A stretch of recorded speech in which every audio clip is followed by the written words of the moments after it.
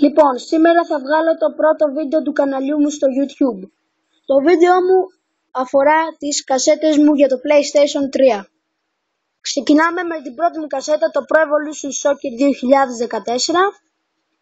Εντάξει, καλό παιχνίδι είναι, αλλά όχι και τόσο καλό. Τα γραφικά του είναι καλά. Και αυτό. Έχει καλούτσικα γραφικά. Πάμε στο GTA Eve, δηλαδή στο GTA 4. Το GTA 4 είναι πολύ καλύτερο από το Vice City Stories που έχω στο PSP. Διαθέτει περισσότερες ικανότητες. Αυτά, έχει καλά γραφικά και έχει περισσότερες δυνατότητες. Το God of War 3 τώρα. Στη σειρά God of War, το God of War 3 είναι το κορυφαίο, γιατί σκοτώνει σε όλους τους θεούς. Και γενικά είναι περιπετειώδης το 3, το πιο περιπετειώδης από όλα.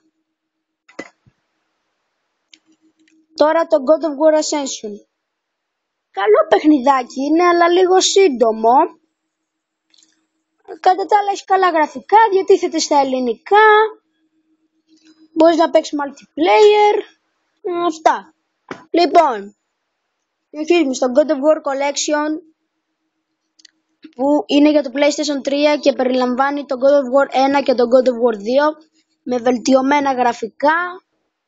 Top. Συνεχίζουμε στο GTA 5. Καλό είναι σαν το GTA 4, λίγο καλύτερο, γιατί έχει ακόμα περισσότερες δυνατότητες, ακόμα καλύτερα γραφικά και αυτό.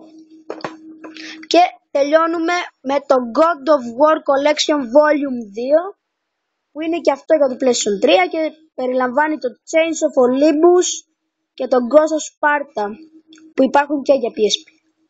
Είναι 3D, έχει βελτιωμένα γραφικά από το PSP. Αυτά.